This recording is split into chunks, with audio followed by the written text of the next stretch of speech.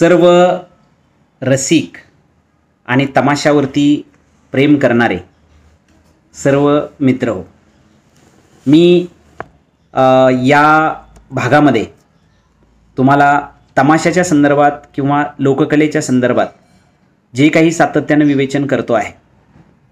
तमाशा हा महाराष्ट्रातला सर्वसामान्य लोकांचा अत्यंत जवळचा लोककला प्रकार आहे आणि विशेषतः तो अभिनयात सहित स्वीकारलेला आहे. मध्ययुगामध्ये ज्या मुस्लिम आणि मराठी राज्यसत्ता होत्या त्या काळात करमणुकीचं साधन म्हणून तमाशाकडे पाहिलं गेलेलं आहे.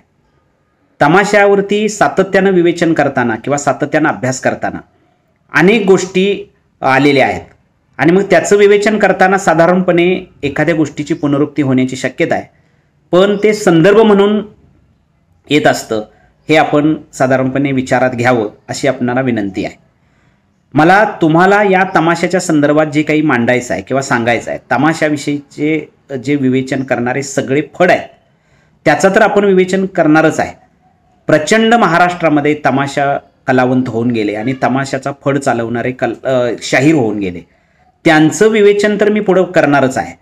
पण सुरुवातीला थोडं तमाशा भेदिक शाहिरीतून उदयास आला, तमाशावर लोककलेंचा प्रभाव आहे, तमाशा हा महाराष्ट्रामध्ये त्याचं स्वरूप कसं आहे याच्यावरतीच मागच्या वेळेला विवेचन आपण पाहिलं. पण पुढं ज्या वेळेला आपण हा तमाशा सगळे फड पाहणार आहे त्याच्या अगोदर पार्श्वभूमी म्हणून या काही गोष्टी आपल्याला माहीत असाव्यात, म्हणून काही छोट्या छोट्या भागातून आपल्याला तमाशाविषयीचं संपूर्ण विस्तारात्मक जे स्वरूप आहे ते तुमच्यासमोर मी मांडण्याचा प्रयत्न करतो आहे. आपण समजून घेत आहात, आपण ऐकत आहात, आपण फार चांगल्या पद्धतीनं मला त्याच्यासाठी प्रतिक्रिया देत आहात. काही जण कमेंट्स फार चांगल्या पद्धतीनं देत आहेत. एक कलावंत किंवा तमाशा कला महाराष्ट्रातल्या रसिकांच्यापर्यंत जाते आहे आणि मागच्या 60-70 वर्षापूर्वी 100 वर्षापूर्वी या कलेचं स्वरूप साधारणपणे कसं असावं याच्यावर तुम्ही विवेचन करता आहात. याविषयी अनेकांनी जे काही मांडलेलं आहे किंवा अनेकांनी जे सूचना केलेल्या आहेत त्याचा मी खरं तर आदरपूर्वक स्वीकार करतो आहे. तुम्ही ह्या सगळा भाग ऐकत आहात आणि चांगल्या पद्धतीनं मला प्रतिसाद देत आहात, त्याबद्दल मी तुम्हाला धन्यवाद द्यावे तेवढे थोडेच आहेत. मित्रहो, आता आपण या टप्प्यामध्ये किंवा पुढच्या 1-2 भागामध्ये तमाशा विकासाचे टप्पे आपल्याला बघायचे आहेत. म्हणजे साधारणपणे हा तमाशा उदयास आल्यापासून किंवा तमाशाचे बीजारोपण झाल्यापासून किंवा तमाशा हा शब्द आल्यापासून आत्तापर्यंतच्या काळात म्हणजे स्वातंत्र्योत्तर काळापासून नंतर 30-40 वर्षापर्यंत पुढं म्हणजे अगदी तमाशाचं पूर्ण रूप बदलेपर्यंत, म्हणजे आज तमाशाला मूळ पारंपरिक बाज राहिला नाही, इथंपर्यंतचा 1980 पर्यंतच्या काळात तुम्हाला पूर्ण तमाशा विकास कसा बदलत होत गेला, तमाशाचे टप्पे कसे पडले आणि ते मी साधारणपणे जे मांडलेले टप्पे आहेत किंवा अनेक अभ्यासकांनी त्याच टप्प्याच्या आधारानं काही भूमिका स्पष्ट केलेल्या आहेत, त्या आधारानं मी तुम्हाला तमाशाविषयीचं साधारणपणे विवेचन इथं करण्याचा माझा प्रयत्न असणार आहे, एवढं लक्षात ठेवणं गरजेचं आहे. तर बदलता सामाजिक काळ आणि राजकीय परिस्थिती या काळामध्ये तमाशा अस्तित्वात आलेला आहे. काल परत्वे त्याचं स्वरूप बदलत गेलेलं आहे. म्हणजे गण, गवळण, लावणी याचा संस्कार घेऊन पेशवे काळातला तमाशा हा कसा तयार झाला किंवा तमाशा या नावानं तो ओळखला जात होता का? प्रत्यक्षरित्या त्यावेळेला तमाशा शब्द जरी आलेला असला 18व्या शतकाच्या मध्ये त्या तमाशाच्या पेशव्यांच्या तमाशाचा जरी नोंद आली असली तमाशा शब्दाची, तरी सुद्धा त्या काळात नाच्या पोऱ्याचा तमाशा म्हणूनच तमाशाकडं पाहिलं जात होतं. आणि मग पेशवाईमध्ये या तमाशा प्रकाराला किंवा या शाहिरांच्या शृंगारिक लावण्या पोवाडे गाणाऱ्या शाहिरांच्या फडाला प्रचंड लोकप्रियता मिळाली. कालखंडानुसार त्याचा विकास बदलत गेला, कालखंडानुसार तो तमाशा विस्तार पावला आणि वेगवेगळ्या काळात त्याचं बदलतं स्वरूप जे आहे ते अभ्यासकांनी जे मांडलेलं आहे त्याचा आधार घेऊन मी आपणासमोर ही माहिती आपणापर्यंत पोचवत आहे. बघा, सुरुवातीला तमाशा विकासाचा टप्पा जर विचारात घेतला तर म्हणजे तमाशा विकासाचे टप्पे लक्षात आले ते कोणते? पेशवेकालीन तमाशा, त्यानंतर इंग्रजी कालखंडातला 1818 ते 1890 पर्यंतचा तमाशा, 1890 नंतर म्हणजे 91 नंतरचा आधुनिक तमाशा आणि 1947 नंतरचा लोकनाट्य तमाशा. या 4 टप्प्यातून तमाशा विकासाचं स्वरूप जे आहे ते साधारणपणे आपल्याला निश्चितपणे काही गोष्टीसाठी समजून येतं किंवा बऱ्या प्रमाणात आपल्याला तमाशाचा इतिहास या अंगानं समजतो असं मला या ठिकाणी आवर्जून सांगावयाचं आहे. तर या पहिल्या भागामध्ये म्हणजे याच्यात आता या 6व्या भागामध्ये तुम्हाला पेशवेकालीन तमाशा कसा होता, कारण पेशवे काळात पूर्णपणे हा तमाशा राजाश्रयावरती होता. त्याचं स्वरूप जे आहे ते जर विचारात घेतलं तर पूर्वीच्या काळात पेशव्यांच्या काळाच्या अगोदर साताप्पा, बाळा बहिरू या शाहिरांच्या रचना काही प्रमाणात त्या काळात होत्या, त्या आजही आता अलीकडच्या काळात उपलब्ध झालेल्या आहेत. साताप्पाचा बाप बाळाजी हा पहिला पेशवा म्हणजे बाळाजी विश्वनाथ याच्या आश्रयाखाली वाढला. पुढं साताप्पा थोरले बाजीराव जे पेशवे होते त्या काळामध्ये म्हणजे इसवी सन 1720 ते इसवी सन 1740 याच्या पदरी होता. आणि मग साताप्पाची जन्मभूमी किंवा साताप्पाची जन्मतारीख आज जरी उपलब्ध नसली किंवा ती कोणत्याही जरी माहीत नसलं तरी सुद्धा होनाजी बाळा यांच्या लावण्या याचा जो भाग आहे म्हणजे संपादक शाळीग्राम यांनी या संग्रहामध्ये काही रचना आज त्या उपलब्ध होत असलेल्या आपल्याला दिसतात. आणि म्हणून काही गवळणी उपलब्ध होत असलेल्या दिसतात. म्हणजे आम्ही गवळणी बरवंटा जातो मथुरेच्या हाटा घेऊन धरतो आमच्या वाटा असं वर्णन त्या गवळणीमध्ये केलेलं आपल्याला प्रत्यक्ष पाहायला मिळतं. म्हणजे ही रचना मनोरंजक आणि आकर्षक त्या काळात वाटलेली आहे. आणि म्हणून साताप्पा हा उत्तम शाहीर होता हे समजून घेणं गरजेचं आहे. म्हणजे सिद्धूराऊळ आणि बाळा यांच्या साथीनं त्यानं कडे ढोलकी याच्या तालावर त्यानं जो काही तमाशा त्यावेळेला तयार केला किंवा त्यानं जो फड तयार केला त्या पोऱ्याला नृत्यासह त्यावेळेला लावणीला प्राधान्य त्या काळामध्ये त्यानं आपल्या शाहिरीमध्ये दिलेलं आहे हे समजून घेणं गरजेचं. हा साताप्पा तमाशाचा आद्य जन्मदाताच त्यावेळेला खऱ्या अर्थानं मानला जातो. या तमाशाचा जन्मदाता साधारणपणे हा साताप्पा मानला जातो असं तमाशा अभ्यासक पंढरीनाथ काळे यांनी म्हटलेलं आहे. पुढच्या काळामध्ये पेशव्यांच्या दरबारामध्ये राजेशाही विलास वाढला. लावणी आणि पोवाड्याला प्रतिष्ठा प्राप्त झाली. शृंगारप्रधान रचना लावणी करणाऱ्या शाहिरांची निर्मिती झाली. त्याच्यामध्ये अनंत फंदी, राम जोशी, परशुराम, होनाजी बाळा, प्रभाकर, सगन भाऊ या शाहिरांना राजाश्रय मिळाला. मग होळीच्या रंगपंचमीच्या सणाच्या निमित्तानं लावणीला दरबारात मान मिळाला. तमाशाचं निश्चित स्वरूप सिद्ध झालं. आणि मग सामान्य माणसाच्या मनोरंजनापेक्षा दरबारातील राजा, सरदार, अंमलदार यांचं मनोरंजन महत्त्वाचं मानलं जायला लागलं. आणि पेशवाईच्या अस्तापर्यंत हा तमाशा जो आहे तो पूर्णपणे वाढीस लागला किंवा वाढत राहिला. मग त्याच्यात दुसऱ्या बाजीरावांचा हा कालखंड तर या तमाशाच्या बाबतीमध्ये अत्यंत प्रेरक ठरलेला आपल्याला पाहायला मिळतो. पेशवेकालीन तमाशाचं सादरीकरण म्हणजे शाहिरांच्या लावण्या आणि पोवाडे या प्रकारातून सादर होत. आनंद फंदी हा शाहीर सामान्यपणे शृंगार आणि समाजस्थितीचं वर्णन करणारा शाहीर होता. म्हणजे गोपींचा विरह, दुःख या किंवा संभोग शृंगार लीला आपल्या लावणीतून ते करत होते. म्हणजे चंद्रावळीचा भोग या स्वरूपात त्यांच्या लावण्या वर्णन केलेल्या आपल्याला दिसतात. म्हणून आनंद फंदी जसंही लिहित होते तसं आनंद फंदीचा फटकाही गाजलेला होता. म्हणजे समाजाला उपदेशपर एखादा विचार सांगणं हा फटका नावाचा प्रकार आनंद फंदी यांनी त्या काळात प्रचंड स्वरूपामध्ये लोकप्रिय केलेला आपल्याला पाहायला मिळतो. आणि तो कौतुकास्पद ठरला. पण एक उत्कृष्ट काव्य प्रकार म्हणून जरी त्याच्याकडे पाहायला गेलं म्हणजे बिकट वाट वहिवाट नसावी, धोपट मार्ग सोडू नको, संसाराशी ऐन आपला उगाच भटकत फिरू नको, हे आपल्याला रेडिओवरती नेहमी शाहीर पिराजीराव सरनाईक वगैरे यांनी गायलेले हे फटके आनंद फंदीचे नेहमी ऐकायला मिळत असतात. आणि त्या काळातला तो एक काव्य प्रकार प्रभावी होता.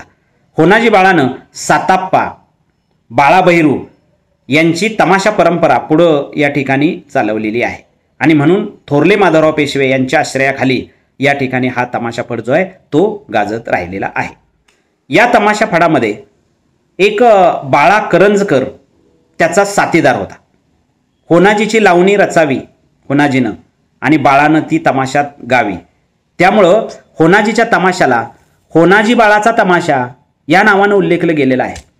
होनाजी बाळ म्हणण्याचा त्यावेळेला प्रथा जी आहे ती त्यावेळेलाच पडलेली आपल्याला एकंदरीत पाहायला मिळते. आणि म्हणून त्या होनाजीच्या तमाशातून गण, गवळण, शृंगारिक लावण्या, पौराणिक लावण्या सादर केल्या जायच्या. घनश्याम सुंदरा श्रीधरा अरुणोदय झाला, उटी लवकरी बाळा असं ते ज्या वेळेला म्हणतात त्यावेळी ती त्या काळात गाजलेली आहे.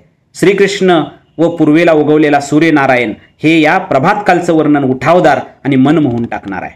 त्यामुळे होनाजी बाळाच्या लावणीला एक वेगळ्या प्रकारचा बाज त्या काळामध्ये होता, हे समजून घेणं गरजेचं आहे. दुसरा एक शाहीर होता, त्याचं नाव आहे परशुराम. हा शिंप्याचा धंदा करणारा होता. त्याच्याबरोबर बाबा सातभाई, भवानी तेली, रामा कुंभार हे साथीदार त्याचे होते.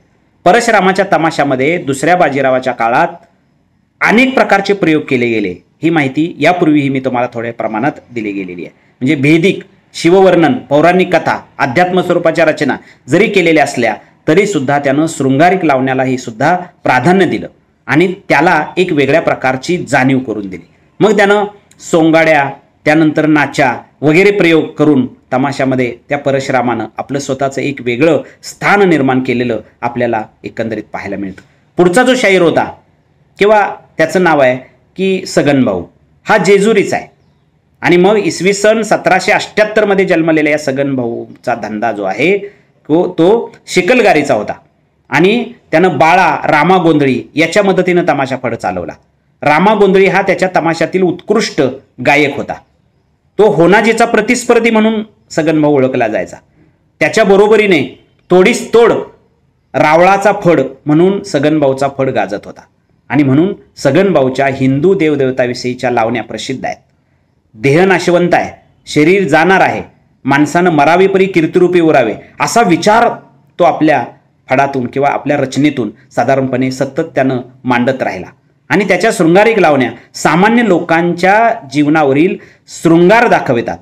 प्रेमाच्या विविध भावचटा, मिलनातील अधीरता, विरहातील व्याकुळता या शृंगाराच्या विविध जाणीवा सगनभाऊच्या लावण्यातून दिसतात. त्यामुळे सगनभाऊचा हा बाज जो आहे तो शृंगारिक होता. त्यामुळे सगनभाऊचा तमाशा फड सुद्धा फार चांगल्या पद्धतीनं त्या काळात गाजत राहिलेला आहे. त्यानंतर प्रसिद्ध शाहीर आणि शृंगारिक लावण्या रचणारेच शाहीर राम जोशी यांनी कीर्तन आणि तमाशगीर या दोन्ही अंगाने आपलं स्वतःचं आयुष्य घालवलेलं आहे. आयुष्याच्या उत्तरार्धात ते कीर्तनकार बनलेले आहेत. पण लहानपणापासून लावणीचं आकर्षण असल्यानं शाहिरी कवनातून काम करता करता कविराय असा उल्लेख ज्यांच्या वाट्याला आला अशा दुसऱ्या बाजीरावातल्या मर्जीतला हा जो शाहीर आहे शाहीर राम जोशी कमालीचा विलासी, व्यासंगी, त्यानंतर उधळ्या म्हणून त्यांच्याकडे पाहिलं गेलेलं आहे. बहुरंगी कलावंत म्हणून तो प्रसिद्ध होता. गणेश स्तुतीपर त्यांनी गायलेले जे गण आहेत ते इतके नावाजलेले आहेत की ते आजही आपल्याला पाहायला एकंदरीत ऐकायला मिळतात. रामजोशीच्या लौकिक जीवनावरच्या शृंगार हाच भाव डोळ्यासमोर ठेवून रचलेल्या लावण्या महाराष्ट्रामध्ये त्या काळामध्ये प्रचंड स्वरूपात गाजलेल्या आहेत.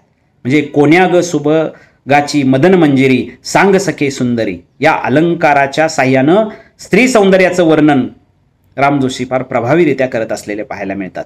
म्हणजे काव्य सौंदर्यानं नटलेली लावणी म्हणजे त्यांची एक आहे, तिचं नाव आहे सुंदरा मनामध्ये भरली. सुंदरा मनामध्ये भरली, जरा नाही ठरली, हविलीत शिरली मोत्याचा भांग. म्हणजे इतकं अप्रतिम वर्णन आपल्या लावणीतून करणारा हा शाहीर होता. आता पुढचा त्याच्यानंतरचा जो शाहीर आहे त्याचं नाव आहे शाहीर प्रभाकर. रत्नागिरी जिल्ह्यातला हा शाहीर होता आणि पेशवे काळात नावलौकिक मिळवून गेला. माधवराव पेशव्यांच्या कारकिर्दीमध्ये त्यानं रंगाचा पोवाडा, खरड्याच्या लढाईचा पोवाडा, सवाई माधवरावांच्या मृत्यूचा पोवाडा असे पोवाडे जरी लिहिले असले तरी तो सुद्धा बाजीरावाच्या मर्जीतला शाहीर होता आणि विलासपर, शृंगारपर रचना आपल्या लावणीतून तो सातत्यानं करीत होता. या प्रभाकराच्या लावणीला एक वेगळ्या अर्थानं लोकप्रियता त्या काळात मिळाली, कारण त्यानं अत्यंत उत्तुंग अशा किंवा अशा सदृश्य लावण्या ज्या आहेत त्या रचलेल्या आहेत आणि म्हणून पेशवे काळाच्या तमाशामध्ये प्रामुख्यानं त्याचं नाव उल्लेखनीय स्वरूपात घेतलं जातं. आणि म्हणून पेशवेकालीन तमाशाच्या नावारोपाला जो आला तो त्या काळात पूर्णपणे ढोलकीचा तमाशाच होता, तो नाच्यापोऱ्याचा तमाशाच होता, असं अभ्यासकांचं पूर्णपणे मत असलेलं आपल्याला पाहायला मिळतं.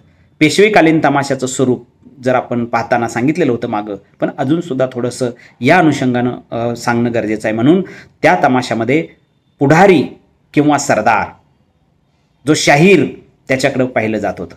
त्यानंतर ढोलकी वाजवणारा, त्यानंतर सोंगाड्या, सुरते किंवा झिलकरी आणि गोड आवाजातला नाचा या पात्रांच्या आधारानं तमाशा तो सादर होत असे. मग त्याच्यात गण असे, गवळण होत्या, लावण्या होत्या, भेदिक कवनं होती, शेवटी मुजरा होता.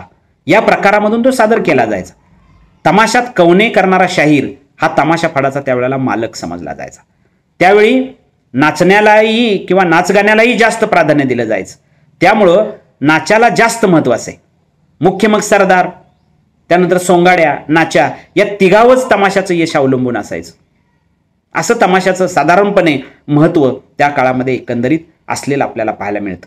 परशुराम या शाहिराच्या फडामध्ये त्याचा स्वतःचा जरी तमाशा असला तरी त्याच्यात त्याची 13 माणसं होती.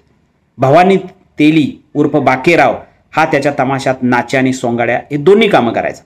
मग होळीच्या सणाच्या निमित्तानं उंच आवाज जागेवर कठड्यावर तो सादर केला जायचा आणि गावातली माणसं किंवा पुणे शहरात सादर केला तर त्या सगळ्या पुणे शहरातली माणसं त्या निमित्तानं गोळा व्हायची आणि हा तमाशा फळ अत्यंत रंगतदारपणे सादरकरण त्याचं होत राहायचं.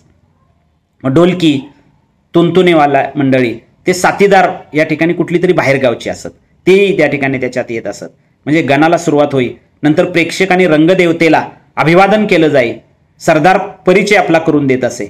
महाराष्ट्रात होळी आणि शिमग्याच्या सणाला अस्तित्व असल्यामुळं त्यावेळेला तमाशा जास्त रंगात यायचा आणि अशा वेळेला या ठिकाणी या तमाशाचं एक वेगळेपण आपल्याला पाहायला मिळतं. आणि म्हणून पेशवाईच्या अखेर दुसऱ्या बाजीरावाच्या आश्रयाखाली तयार झालेला हा त्यावेळचा लोककला प्रकार खूप गाजला. त्यामुळं त्याचं पुढं विस्तारित स्वरूप जे आहे ते वाढत गेलं आणि मग नंतर तो पेशवाईच्या असतानंतर राजाश्रयावर अवलंबून न राहता तो लोकाश्रयावर अवलंबून राहिला आणि मग इनामी आणि जमिनीसुद्धा पेशव्यांनी त्या काळात तमाशगिरांना दिलेल्या होत्या.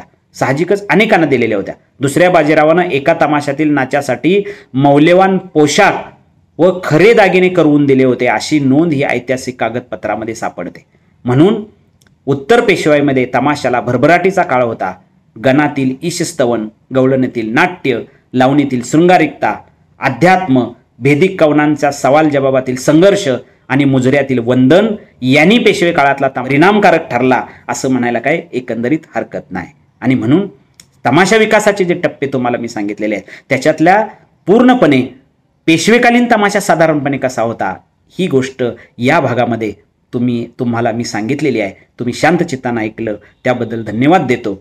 पुढचा भाग जो आहे तो इंग्रजी कालखंडातला तमाशा इसवी सन 1818 ते इसवी सन 1890 या काळात कसा होता त्याचं स्वरूप पुढच्या काळामध्ये बघायचं आहे. तुम्ही फार चांगला प्रतिक्रिया देत आहात, आणखीही द्या, कमेंट्स द्या, काही सूचना असतील तर त्या करा आणि लाईक करा.